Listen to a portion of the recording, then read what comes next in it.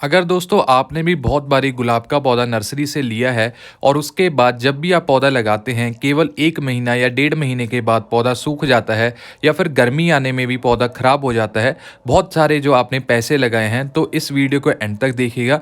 2 से 3 पॉइंट है जो मैं इसमें आपको बताऊंगा, जो आपके लिए बहुत ज़्यादा हेल्पफुल रह सकते हैं और आपका जो प्लांट है सालों साल आपके गार्डन में चलेगा। जो दोस्तों अभी का समय चल रहा है तो आपको हर एक नर्सरी में गुलाब का पौधा सबसे पहले रखा हुआ मिलेगा। जो ग्राफ्टेड पौधे रहते हैं इनको क्लाइमेट ठंडा चाहिए रहता है, जिसमें ये फूल ज़्यादा देते हैं और ग्रोथ भी अच्छी रहती है। यहाँ पे दोस्तों आप देख रहे होंगे कि ये क्या है, किसमें मैंने गुलाब का पौधा रखा हुआ है। ये दरअसल मेरा जो पौधा है 2 साल पुराना था और इस बार मैं घर पे ज़्यादा नहीं था, तो पीछे से जब भी पानी देते थे इस पे ज़्यादा पानी मिल गया है, जिस वजह से इसकी जो जड़ें हैं जब मैंने आके देखा उसमें जो रूट रॉट हो रखा था। मैंने कैसे पहचाना है कि जो इसके पत्ते हैं जब धूप निकलती थी बिल्कुल ये ख़राब हो जाते थे, मुरझाना शुरू कर देते थे। तो मैंने इसको निकाला, देखा तो ये रेड मिट्टी में जो रेड सॉइल रहती है पुणे की, वैसे ही रूट बॉल में लगा हुआ था, जिस वजह से इसकी जो जड़ें हैं वो पानी छोड़ रही थी और हमारे पौधे में थोड़ी बहुत स्मेल भी आ रही थी। तो मैंने क्या किया, उसको निकाला, अच्छे तरीके से वॉश किया, जो मिट्टी वगैरह थी उसमें निकाल कर जो फंगीसाइड पाउडर रहता है हमारे पास, साफ का ले सकते हैं, बावेस्टन कंपनी का ले सकते हैं, तो उसका मैंने दोस्तों 3 से 4 ग्राम जो क्वांटिटी ली और 1 लीटर पानी में हमने मिक्स करके जो हमारे पास ये प्लांट है इसकी रूट्स को डिप कर दिया था। इसके साथ क्या रहेगा, 1-2 घंटे के साथ जो भी फंगस वगैरह है वो ख़त्म हो जाएगी, हमारा जो प्लांट है फंगस से रहित हो जाएगा। दोस्तों पूरा तो नहीं होता है पर 80% तक आपके जो पौधे में फंगस आ रही थी वो ख़त्म हो जाएगी। हम अभी इसको लास्ट ट्राई देंगे, इसको दोबारा से रीपॉट करके। और एक इसमें और दिक्कत थी कि जो गिलहरी है उसने इसमें बहुत ज़्यादा कट कर दिए थे बीच बीच में दांत मारकर, जिस वजह से ये पौधा पहले से ही थोड़ा बहुत ख़राब हो रखा था। और साथ में आप यहाँ पे देख सकते हो जो मेरे पास अभी सॉइल मिक्स है, इसमें मैंने बिल्कुल भी खाद का प्रयोग नहीं किया है, ना ही कोई फर्टिलाइज़र का प्रयोग किया है। सिंपल हमारे पास जो सैंडी सॉइल रहती है मैं उसमें इसको लगा रहा हूँ। और सबसे बढ़िया यही रहेगा, अगर आपके पास जो मिट्टी का गमला है या सीमेंटेड पॉट है, प्लास्टिक का पॉट मत लीजिएगा, जिसमें जो रूट ग्रोथ है वो अच्छे तरीके से हो पाएगी। जो ग्राफ्टेड पार्ट है दोस्तों वो हमेशा मिट्टी के ऊपर रहना चाहिए। एक ये भी कारण था जब मैं इसको लेकर आया था, जो ग्राफ्टिंग थी वो बिल्कुल मिट्टी के साथ लेवल में थी। इस बार मैं ट्राई करूंगा उसको बाहर रखने की, और थोड़ा बहुत जो फंगीसाइड है वो हम उसके आसपास भी डाल देंगे, जिसके साथ जो हमारा पौधा है जहाँ जहाँ से भी हमने कट लगाया हुआ है वहाँ से भी फंगीसाइड लगा के इसमें फंगस नहीं जाएगी। और ऐसे ही हमने इसको अच्छे तरीके से लगा देना है।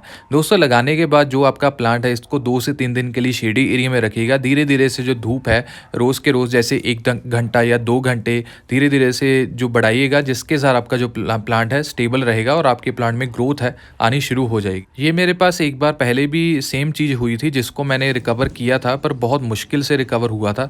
अभी जैसे दोस्तों मौसम ठंडा है इसलिए मुझे थोड़ी सी ज़्यादा उम्मीद है कि ये हमारा पौधा है सही हो सकता है। अभी मैंने थोड़ा सा पानी डाला है और पानी की भी बिल्कुल आपने देखना है कि कितना डालना है। ज़्यादा पानी डालने से भी जो पौधा है दोबारा से वो फंगस आ सकती है, इसमें जो ब्लैक जो हमारे स्टेम है वो हो सकती है, तो इसका ख्याल रखिएगा।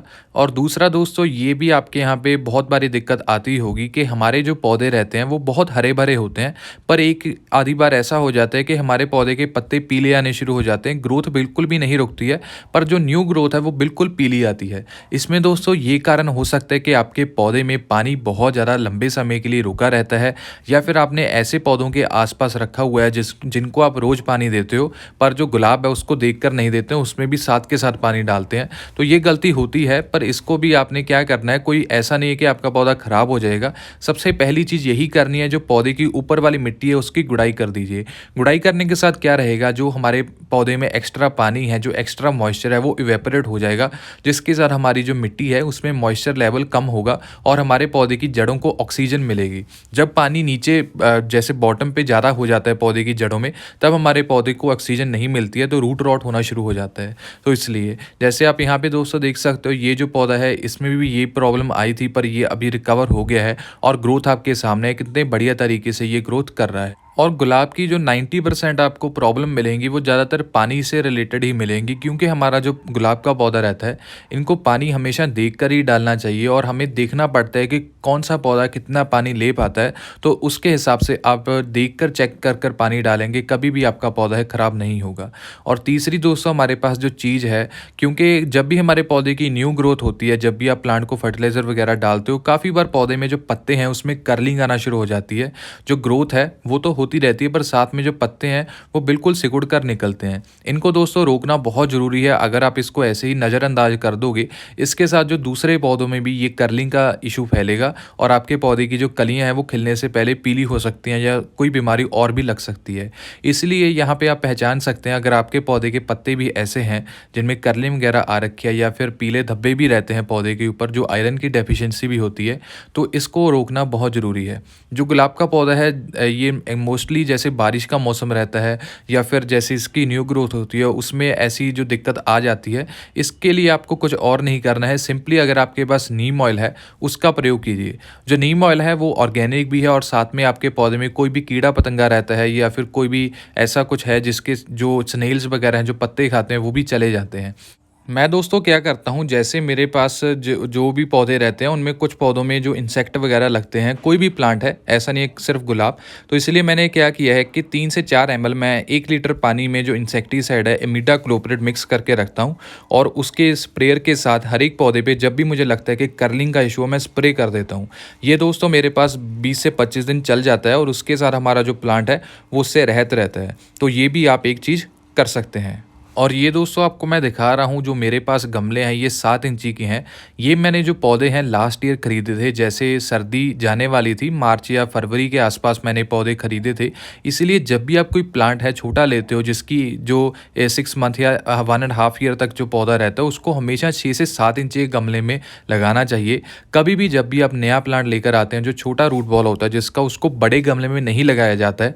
पहले उसको स्मॉल पॉट में ट्रांसप्लांट कीजिए, उसके बाद जब उसमें रूट बॉल उसका अच्छे तरीके से तैयार हो जाए तब जाके बड़े गमले में लगाइए। ये बहुत ज़रूरी है जानना, क्योंकि अगर आप सीधा ही बड़े गमले में पौधे को लगा देते हो, काफ़ी बार पौधा है वो ख़राब हो जाता है, उसकी जड़ें हैं सेटल नहीं हो पाती हैं और आपको लगता है कि पौधा माली ने गलत दिया है या फिर हमारे यहाँ पे तो चल ही नहीं सकते कि उनके पास ही ये सभी चीज़ें रहती हैं जिसके साथ जो पौधा है फूल देता है। ऐसा बिल्कुल भी नहीं है। कुछ चीज़ें जो होती हैं हमें ध्यान में रखनी चाहिए। बड़े गमले में ज़रूर लगा सकते हैं, पर उसको पहले हमें छोटे गमले में ट्रांसप्लांट करना पड़ेगा। 1-1.5 साल का वेट करके हम उसको बड़े गमले में ट्रांसप्लांट कर सकते हैं। तो ऐसे दोस्तों ये चीज़ें आप याद रखिएगा। और यहाँ पे आप देखें मैंने अभी स्टैंड रोज़ लिए थे, इसमें जो फूल वगैरह थे वो मैंने सभी कट कर दिए थे, जिसका ये कारण है कि हमें इसमें अभी फूल नहीं चाहिए। इसकी जो ग्रोथ है और साथ में जो ग्राफ्ट है वो स्ट्रॉन्ग होनी चाहिए, उसके बाद इसके ऊपर फूल हैं बहुत ज़्यादा खिल सकते हैं। ऐसी दोस्तों चीज़ें हैं जो मैंने आपको इसी वीडियो में बताई हैं। मेन यही था कि अगर आपके पौधे में फंगस आ जाती है, जो पौधे की जड़ें गलना शुरू हो जाती हैं, तो आप क्या कर सकते हैं। सर्दी के मौसम में पौधा बहुत अच्छे से चलता है, पूरी धूप दीजिएगा जिसके साथ आपके प्लांट में कोई भी समस्या ज़्यादातर नहीं आएगी। तो आई होप दोस्तों आपको ये वीडियो पसंद आई होगी। चैनल को सब्सक्राइब कीजिएगा, वीडियो को भी शेयर एंड लाइक कीजिएगा। Thank you for watching.